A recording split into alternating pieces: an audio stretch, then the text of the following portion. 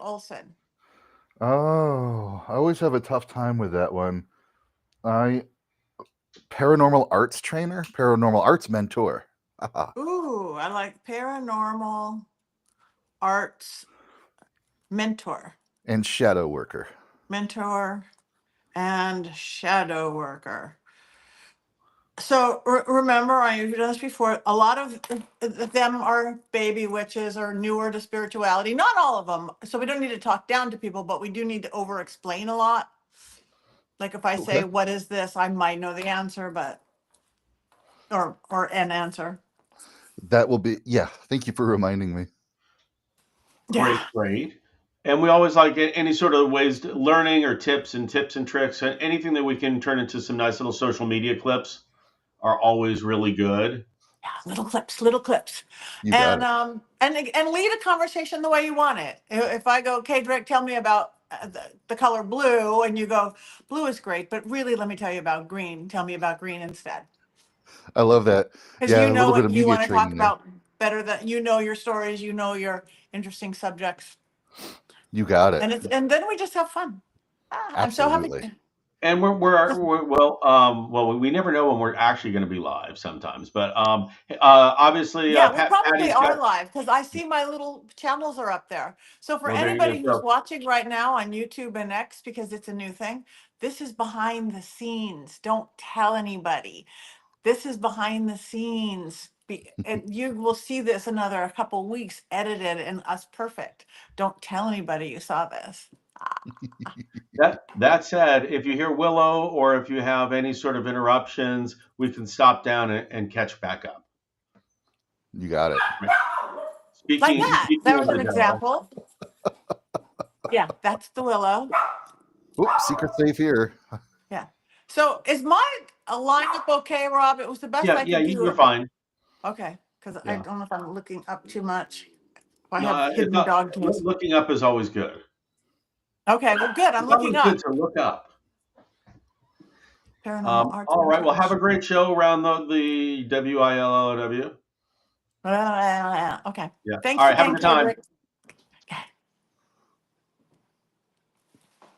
Hey, everybody, this is Patty. Welcome to the Witching Hour, the hour of the day, whenever you tune in, that the veil is thin and magic happens. I have special magic for you today. He is a dear friend. He is so magical. He is a paranormal arts mentor and shadow worker, Kadrick Olson. Welcome back to the show, Kadrick. Hey, Patty, it's great to be here. Thank you for having me again. I always love our conversations. Oh, you are so welcome. And I've been noticed because I follow you on social media. You've really expanded in your work and your teachings and things, and you're doing with along with the shadow work and the men's studies, a lot of crossing over work and afterlife work. I would love to talk about that because we haven't talked about that. So where did all this come from? How are you working? What are you doing? It's a great question.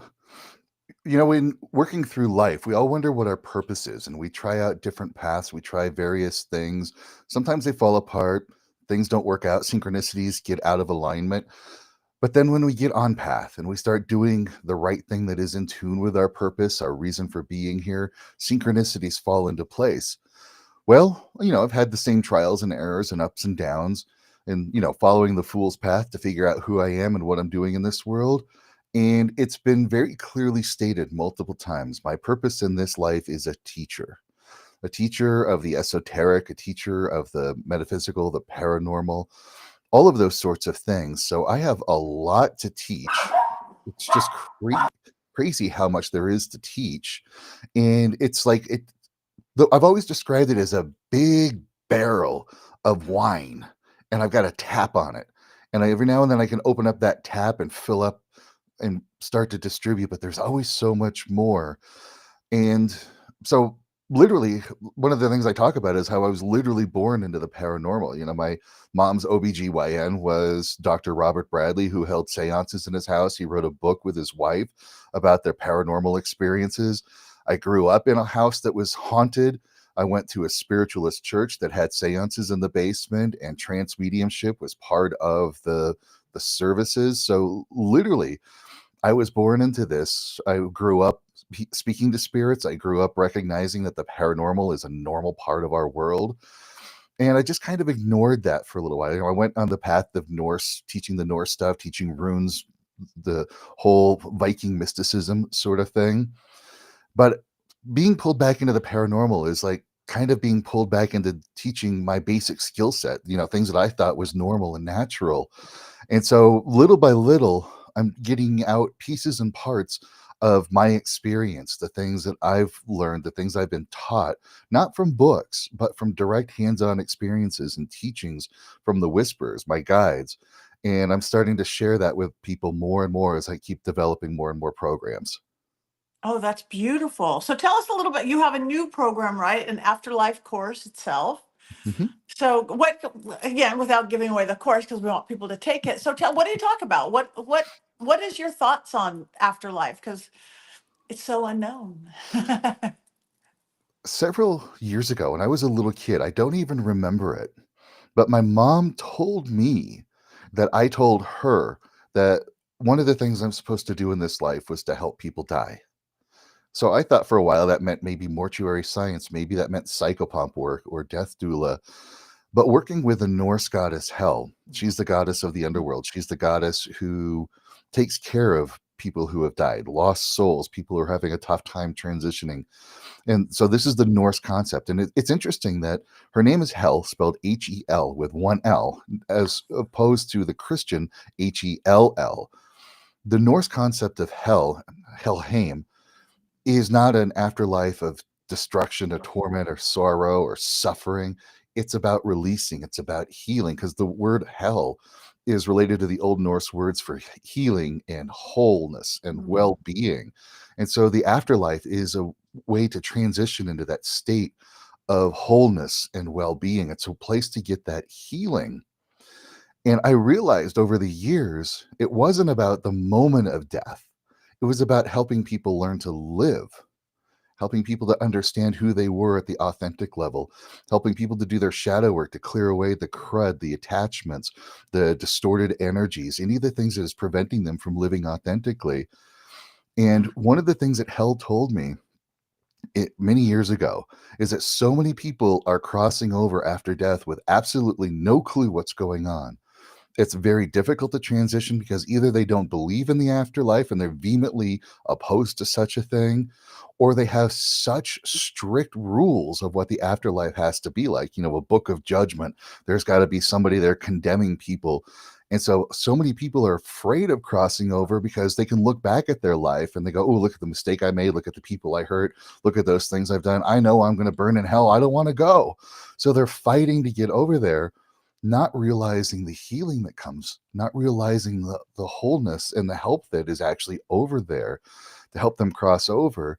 And so that is the next step of my work, is helping people to understand that when you learn to connect with the afterlife, when you learn to connect with the spirit world, it makes that transition so much easier when the time comes, but it also helps you live your life so much better now. Look at all the people who have had near death experiences, and they share what is in common with those near death experiences. The tunnel with a light at the end of it, loved ones that are there. Sure, some people have had some scary experiences that they recall. Yeah. But really, what we need to do is, all of these near death experiences, what they've noticed is how much their life has improved. Their psychic abilities kick on. They're no longer afraid of death now because they know that consciousness continues after the moment the body dies, that there is still an existence after there. And so learning to transition to that helps that everywhere. But one of the coolest things that comes of working with the spirit world in the afterlife is reconnecting with loved ones, because you can heal wounds on both sides of the veil. And when people can connect to loved ones and rebuild that connection, they're no longer afraid of death. They're no longer making mistakes. They're no longer afraid of moving forward with things because they realize, no, consciousness, my life is important. And so this whole afterlife experience is really about learning how to live and being able to make that transition when the time comes without difficulty. I think that's beautiful. So you're working with it now living, and how to communicate with the other side and how to deal with is it like inner work, how to deal with their own when they get to the crossing, like be prepared for it? Yes, exactly. In the course, I will give you a few techniques to learn how to actually explore. I was originally going to call it navigating the spirit world, but I was toying around with some different ideas. But that's the basic premise, is to learn how to navigate the spirit world, because over there things don't move like we do over here. The way I kind of relay that is, think of an infant. When an infant is born into this world, they have to learn how to eat, they have to learn how to walk, how to talk, how to function in the physical world. And that's sort of a challenge, but the brain is designed to make that easier because children have a higher degree of neuroplasticity. They can learn things better and retain things better than adults do. Well, when you get to the other side, it's the same sort of thing.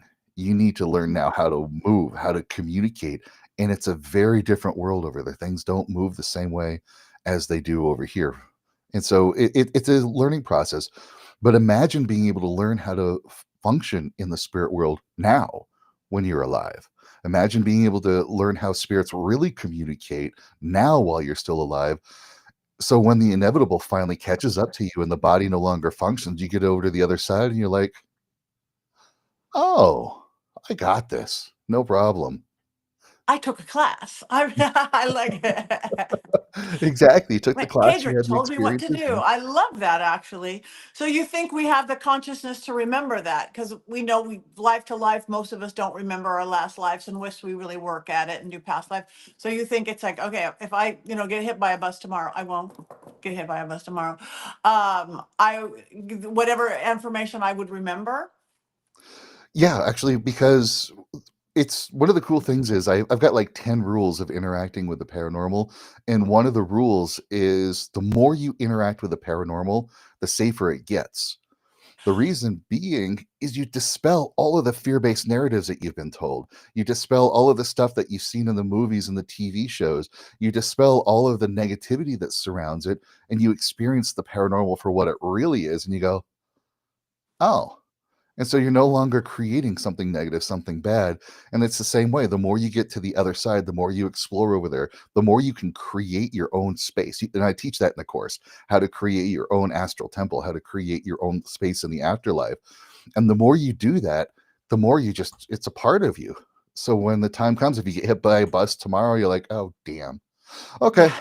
let's go over Yeah, here. exactly. It's supposed to be great over there. Most of those people, like you say, that do the NDEs or they cross over and come back, most of them didn't want to come back. They seem to be very happy about it, and the majority of people who therefore write about it. But you're right. Since I have been communicating since I was a little kid before I knew what it was, it's never been scary or dark to me. It's just part of life. So I can get how that would really help.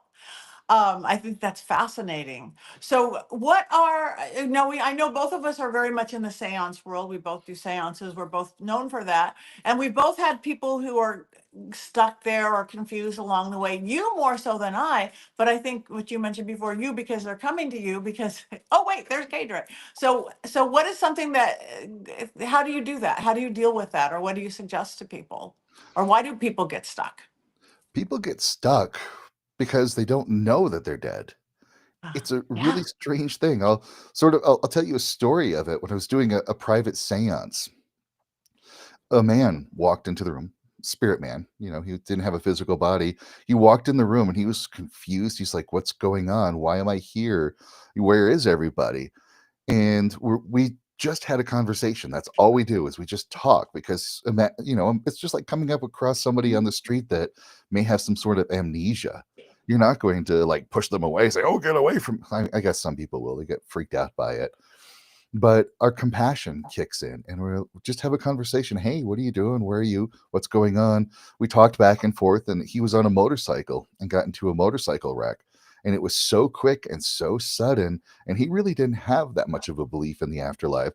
So he was just like, well, when the emergency responders showed up, they took care of some guy, and then they all left, and I'm just standing there by the side of the road going, hey. And since then, I've been trying to talk to somebody and nobody's paying attention. This is the first time somebody's even said something to me. And so Wow. I just told him, look over your left shoulder. See the light there? See the people there? Why don't you go into that light?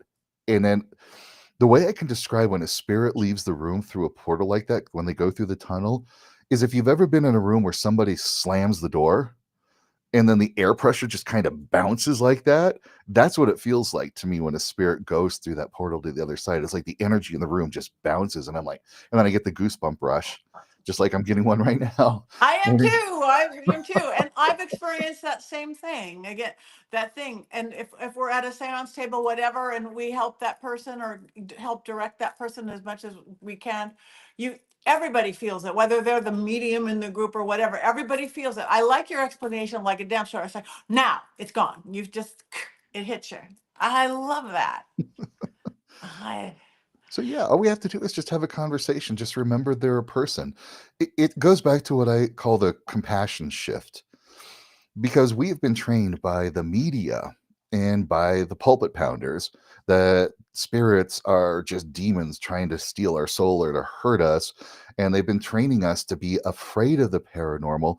So we have this attitude that when something goes wonky in the house, something moves, we get that creep out feeling.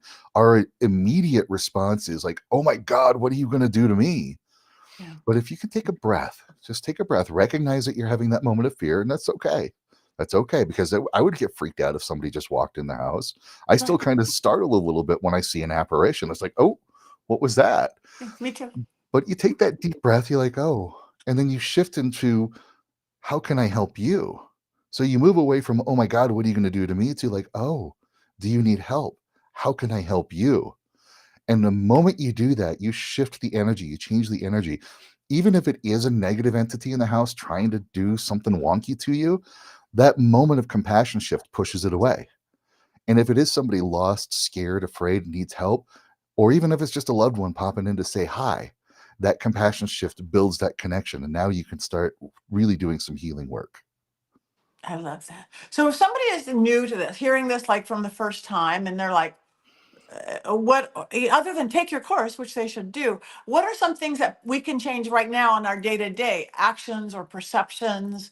Or like you said, you have these rules along the way. What are a couple of those that people can go, oh, I can incorporate that? Learn to listen to the quiet whispers in your mind, because we're so used to our own thoughts being loud and worded and just being there, that we don't realize that a paranormal experience can be so subtle. We think it's going to be like somebody banging on the wall, the disembodied voice yelling, get out. We think it'll be a tap on the shoulder or the apparition. But what if it's just that moment where you're like, oh, yeah, I remember grandma. Wow, she was really cool. Oh, God, she felt so great to be around. And you have that moment of heartwarming feeling. Well, just say, hey, grandma, how you doing? Because that's her in the room reaching out to you saying, hey, I'm here. It's not a demon trying to mess with you. It's really grandma. Yeah. And realize she might not come into your thoughts. It might not be like a worded communication. I've had this with clients. This is one of the biggest hurdles that they have getting over, is they want the communication to be like we're having here. Yeah. They want direct, linear, worded Oh, communication. yeah. But then they'll tell me, no, it's just like when grandma was there, I had like this knowing. It's like she was like, I just knew something and I could feel it, but I can't really put words to it. Pay attention Yeah. to more moments like that, because that's when spirits are communicating to you. It could be a loved one, it could be a guide trying to give you a nudge, kind of a push. It's just that subtle. And because it's so subtle, many people miss it, or they'll blame it on their imagination. Oh, I was just making stuff up in my head. And that's also one thing that loved ones tell us and coworkers tell us. Oh man, I guess you were hitting the bottle pretty hard last night. Oh, you live in Colorado, right? Marijuana is legal. I know why you're getting voices in your head. They're ready to blow it off. And so we blow it off too. Yeah. But the moment you can start to recognize, no, I had some unusual feelings, some unusual thoughts that pop in, and I just know these things now. And you recognize that, and you start to learn to listen to that subtle whisper inside, and you'll start to get that more and more. And you realize, oh, I don't need this big revelatory thing. I don't need grandma to go, yes, the money is in the wall over here on the whatever. You just need that, oh, I'm connected. I understand. And the more you do that, the more it builds up and the more you'll start to connect and communicate even more. Yeah, I agree wholeheartedly. And again, it might not be grandma going, not, it might be you start thinking about her apple pie. I am just craving grandma's apple pie. And then the memory goes into grandma, because those memories are the connection of the chords, right? That emotion, the emotion is. So that's how they're connecting. I think that's so beautiful. Exactly. The primary form of communication for every spirit is emotion. And the more you can learn to tap into that emotion, the better it gets. For example, people say, well, worry about tricksy spirits. Worry about spirits trying to deceive you. Okay, sure. There are jerks in life. There are still spirits that are jerks on the other side. And they'll come over sometimes and they'll be jerks. And they may say one thing, and you're like, oh, wow, that's interesting. But pay attention to how it makes you feel. If you get that creepo, weirdo feeling, you get that feeling something just isn't right. Well, something isn't just right. Trust that feeling more than what you're perceiving as worded communication, and vice versa. Guides will come over. You'll feel like this great, immense presence in the room. Sometimes it's overwhelming, and you're looking for a great big answer, but you get a blip. You're like, what was that? But that's how they communicate, with just a little blip. But that little blip will expand into more information later. So learn to trust that feeling more than the words that you're getting. Right. All the clairs. Again, the feeling, smell, taste, memory, all of that comes together. I think that's so beautiful. So, okay. So listen, you're saying that your first rule is just to pay attention, right? Yes. Or thought. Yeah, and it's always quiet and subtle. It's not like the noisy thoughts we have. It's that quiet space in between thoughts where you'll recognize the whispers. Right. Why do you think, or is there a reason? I mean, times are weird now. We're not going to get into politics, but we could. But things are weird, and people are coming very much from fear base, unfortunately. So, how do you think that is affecting us, and how your work could actually help us? And no, we don't want to be all doomsday about this, but No, let's not be all doomsday about this. I agree. And I've been studying, I've been reading, I've been talking to people, and I'm not a big believer in some underground organization controlling the world. The Illuminati, when it originally existed in Bavaria, was just a bunch of science nerds. That's really all Mhm. they were, exploring the scientific method. That's all it was. But because they were questioning the truth of the Bible, the the church had a much better PR system than science nerds did. So Right. the church turned the science nerds into these evil, dominating, controlling whatnots. And that's why we have to pay attention to fear, because we are easily controlled by fear. I love it. Someplace somebody said that individually people can be very intelligent, but collectively we're really stupid. And once we get a notion of fear and that fear builds into a zeitgeist, we literally lose processing at the prefrontal cortex, which gives us the ability to override emotions, gives us the ability to plan and think ahead and understand the consequences of our action. Our prefrontal cortex is so important for that. But when we are in a fear state, we are in a survival mode, and that prefrontal cortex shuts down, and we listen to any voice of authority that can give us comfort. And we don't recognize if that voice of authority may have actually created the problem in the first place, so that we're now afraid of it. So when we look to the paranormal stuff, when we look to the afterlife, there are these notions of hell.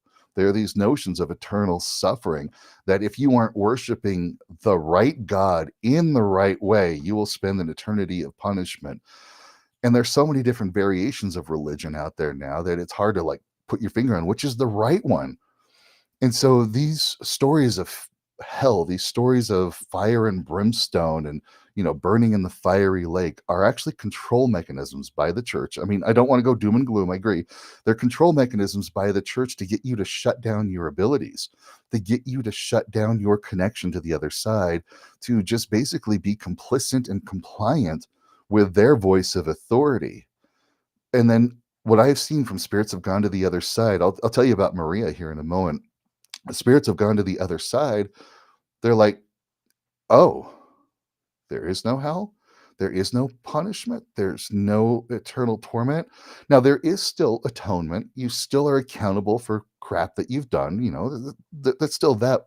But it's not like you're going to get punished for it. It's not, you're going to be, it doesn't make any sense. But what I have seen happen over there on the other side is, one time, many years ago, my guides brought me over to the spirit world, and I saw what looked like a field of people just kind of staring off. They're just like, just zoned out. But it was like they were lightly restrained, like you almost imagine like a rope around their neck tied to a post that's stuck in the ground. So, but all around them are people just kind of wandering, looking out, watching out for them. So I asked the Whisperers, like, what's going on here? And they're like, oh, this is hell. And I'm like, what do you mean this is hell?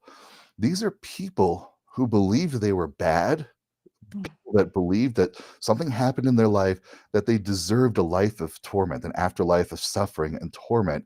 And so they've created it for themselves in their own inner world. They are living what they believe that they deserve. But the people walking around, you see them, those are the watchers.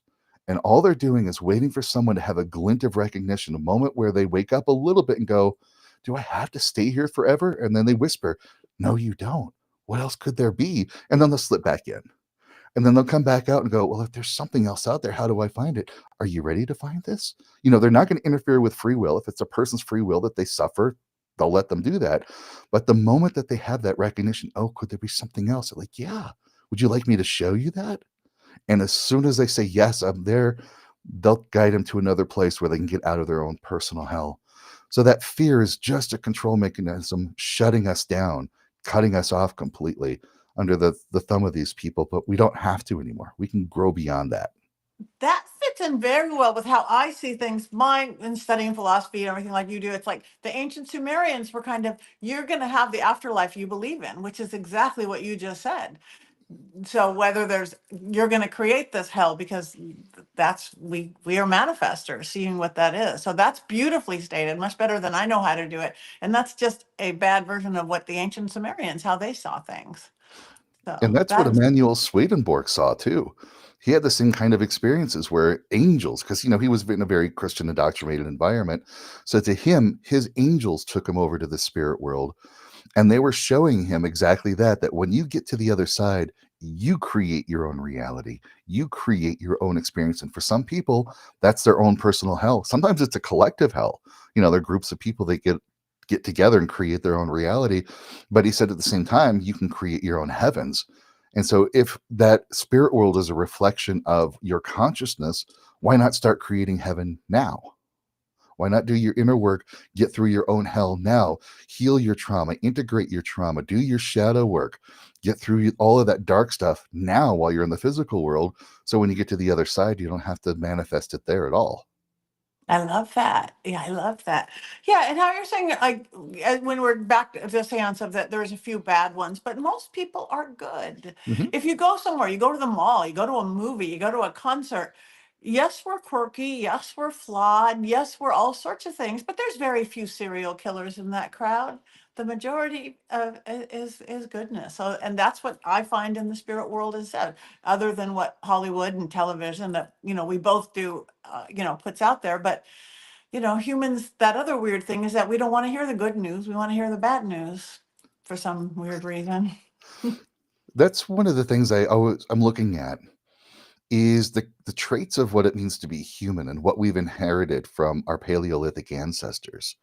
And our Paleolithic ancestors, they were around for tens of thousands of years before we started to develop civilization as we start to know it. And so that means the things that they encountered, the way that their biology was set up, still influence us today, because we've had civilization as we know it for 5,000 years, but they've been around almost like 100,000 years before that. And so some of the things that are deeply ingrained within us at the biological level is a fear of the dark, a fear of the unknown, us versus them. And that whole fear-based, let's listen to authority, because it kept our Paleolithic ancestors alive. Right. Even Don't come out of the cave. Right. exactly, even them encountering fatty, sugary foods. The reason why fatty and sugary foods taste so good to us is because when our Paleolithic ancestors encountered it, it gave them energy. It gave them nutrients that they needed between moments of starvation. So it tasted good to them, so they had more of it. And it's just a lot of times today, I don't think it's a big conspiracy. I just think it's people. I think it's companies that know how to exploit these Paleolithic traits within us for their own benefit, be it fear, be it eating fatty, sugary food, be it us versus them. That's a big one. Like, oh, we got to get them before they get us.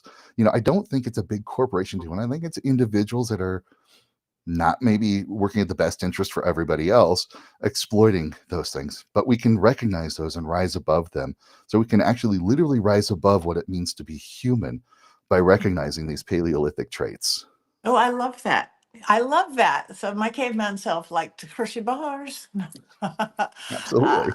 And it's true, just about fear is the easiest way to control, and we see that going on every day. When I personally switch, because fear, as we know, can freeze us in our tracks, make us catatonic, make us not make that phone call, not live the life we want to live, small it in, or fear is $1 million industry that we're both sort of in. People, you pay money to ride that scary roller coaster and watch ghost adventures, watch scary movies. So why not that same, I'm so scared to do this, but embrace the fear as a challenge. When I flip that, everything in my life versus like, I'm not just going to get scared and I'm going to embrace this fear as a motivator, and it kind of changed everything. Absolutely. And that's the basis of the shadow work I do. That's why I'm a shadow worker. Is if we try to push the fear away, we try to stamp it down, we get rid of it like, no, I'm strong. I see this with men all the time. That's why I work with men. I'm big, strong, tough. I don't get afraid of anything. That fear will find another way to manifest. It will show up in other ways. But if we can take that moment to go, no, there's something scary here. I'm afraid. Why? What am I feeling that's afraid? And then you can better understand where that fear came from, why it's protecting you, how it's helping you. And then you can have gratitude for it. And then you go, what's on the other side of that fear? Usually it takes just a breath and you can, like you said, turn that fear into excitement. It's like, ooh, that would be scary, but no, let's go do this instead. Now, what I said seems like it's a long process, but when you get used to shadow work and you do it, it's like a matter of I feel the fear. Oh, there it is. Cool. All right. Now let's turn this into something else.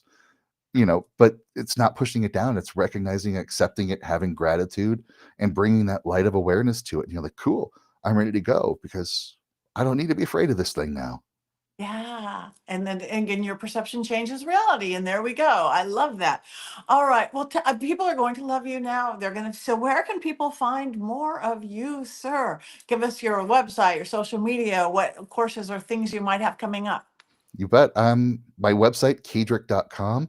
That's where you can get on my mailing list. I got a free ebook about unlocking your multi-dimensional self. You can also book one-on-one sessions there with me, and there'll be a link to look for those paranormal classes that I offer because I do have everything from developing your paranormal awareness to how to conduct seances. I even teach Black Mirror, and that's my favorite seance tool.